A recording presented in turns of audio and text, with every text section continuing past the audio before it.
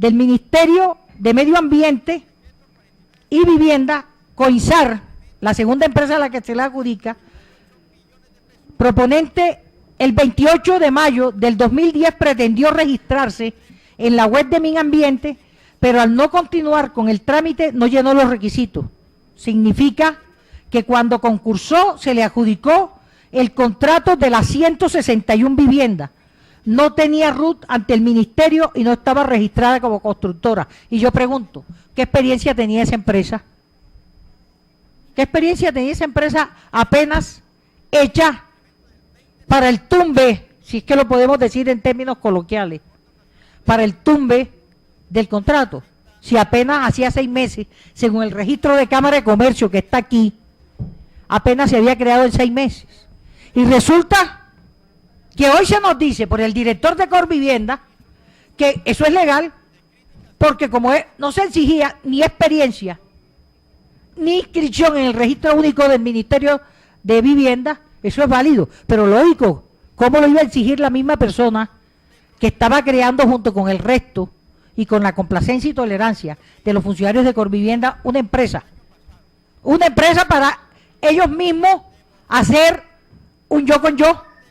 Ellos mismos creaban los requisitos, ellos mismos te tumbaban los contratos y después vamos a ver cómo un contrato de 2.000 y tantos millones llega a 6.000 millones y pico de pesos, inclusive distorsionando el objeto del contrato. En junio del 2010, veamos, campeó o no en este proceso de las vías el interés ilícito en el contrato y la intención de alzarse con los dineros del Estado, porque otra explicación no tiene el por qué, a pesar de la ninguna experiencia, COINSAR de simular una solvencia a través de un cupocrédito que no tenía y que toma de otro contrato en préstamo. Sin embargo, se le otorga el contrato violando todo tipo de ley 80. En el segundo semestre del 2010, además de lo anterior, se amplió bajo el mismo objeto no siendo procedente. Sin embargo, se extendió así, mediante 3 otros sí, para ejecución de las siguientes obras, nada afines. El primer contrato de las 161 viviendas de interés social para desplazados, su valor está en el orden de los 2.762.660.860. Las obras adicionales en el orden de los 694.601.464 pesos.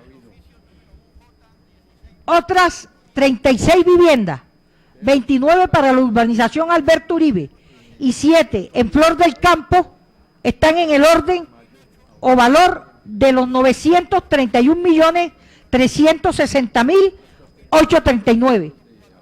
Y la conformación, oiga, la conformación y pavimentación en concreto asfáltico de las vías de los proyectos Huellas Juan Pablo II y Huellas de Alberto Uribe, en el orden o valor de 1.383.420.458. Miren cómo el contrato de 2.700 y tantos millones termina en una suma superior a los 6.000 millones de pesos. Todo eso gracias a la magia y a la desazón de no tener unos mecanismos reales y unos controles reales sobre este tipo de contratos y sobre la tolerancia y la francachela que hubo durante el gobierno anterior en la en la ciudad de Cartagena, que fue más bulla que realidad, más tilín y nada de paletas, pura publicidad, porque no había nadie que detuviera esta banda de criminales que se robaban los dineros de los desplazados. Anotación importante: el solo valor de las obras adicionales de los 3 otros sí le representaron a Coinsar SAS la suma adicional de 9.082.771 pesos, independientemente de la suma de 2.700 millones. Pese a no corresponder el objeto del contrato, Corvivienda sobrepasó, óigase bien, sobrepasó en sus adicionales los porcentajes permitidos, que solamente son posibles en un 50%. Ustedes saben a cuánto ascendió este porcentaje, a 109%. Paralelamente, mientras se produce toda esta bonanza contractual a favor de Coinsar SAS, por otra parte de Corvivienda, hecho un monitoreo. A los pagos se rastrearon actos jurídicos de empleados de Corvivienda que arrojan las siguientes inmoralidades.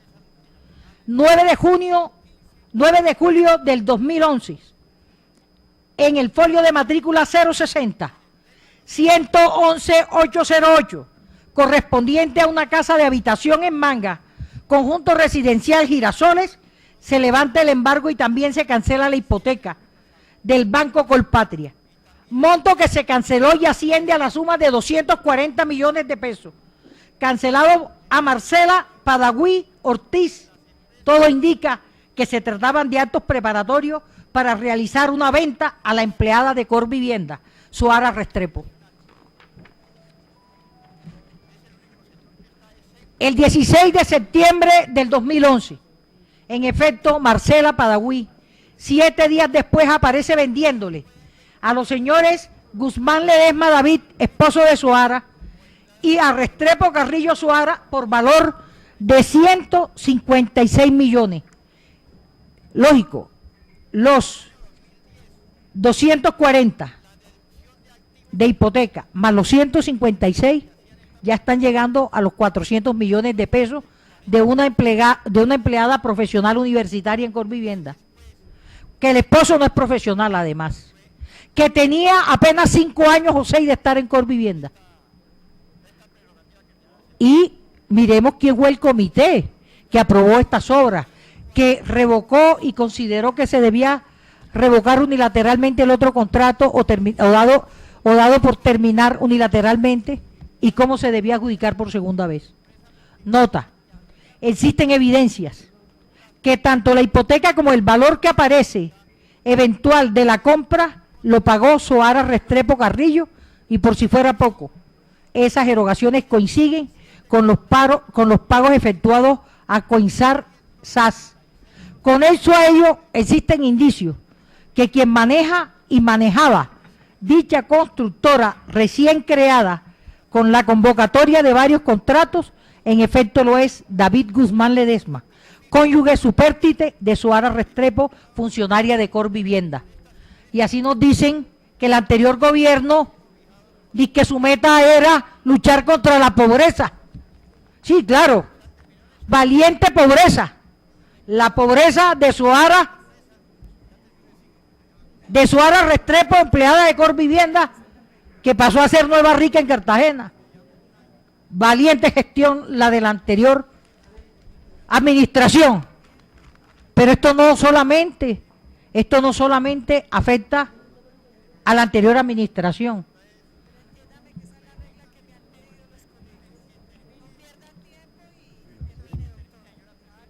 Es evidente que en Corvivienda se armó un entramado así. Se provocaron situaciones desfavorables para precipitar la terminación de contratos adjudicados a Solten, con grave detrimento patrimonial a los beneficiarios, al Estado que dio los subsidios, a la entidad local para favorecer a funcionarios de entidades de la entidad y a terceros. Pues la meta criminal era apropiarse y enriquecerse de los dineros oficiales. Corvivienda pasó de ser una empresa para vivienda de los cartageneros a una empresa criminal. donde una banda de particulares y empleados simularon con empresas de fachada de constructoras se adjudicaron ellos mismos los contratos. Y lo peor, se apalancaron igualmente subsidios para pretender ejecutarlos, como pasó en este caso. Miren, muchos subsidios por la demora y por la dilación se perdieron y ustedes se van de para atrás. Para poder simular y no tener problemas con los subsidios del Estado, los de la Nación, los que fueron aportados por el Estado, por la Nación, ustedes no se imaginan qué hicieron. Le dieron plata de Corvivienda a la constructora para que supliera los subsidios.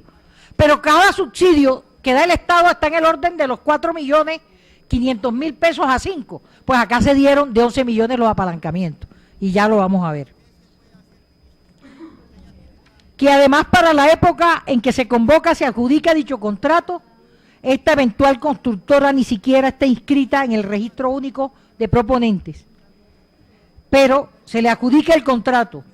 Esto y muchos otros superando los 3.000 millones de pesos con violación a la ley 80. Lo evidenciamos según documento privado del 9 de diciembre y según certificado de Cámara de Comercio de 23 de diciembre del 2009 respectivamente, anexo 8 al 9.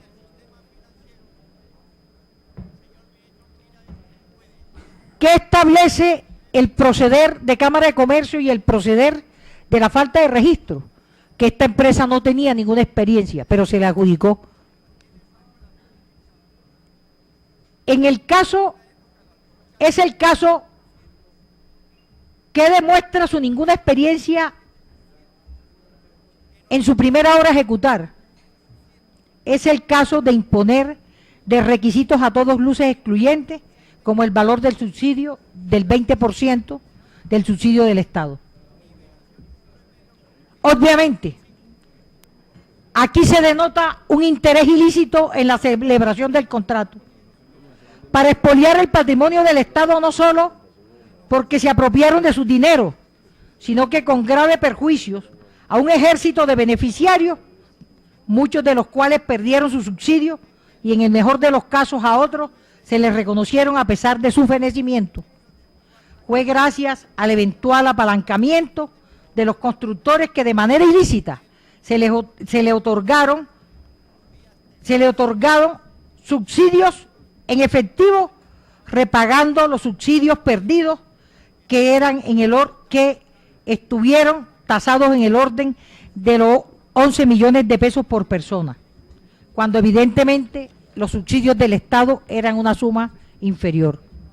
Les voy a leer aquí cómo existen estas cuentas por cobrar en la vigencia del 2011, por el famoso apalancamiento. O sea, como se perdieron los subsidios por tomarle el pelo a la ejecución de ellos, entonces apalancaron con plata de la misma entidad.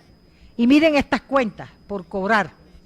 Apalancamiento, complementaria, 29.519.448. Complementaria 1, 24.413.417 pesos.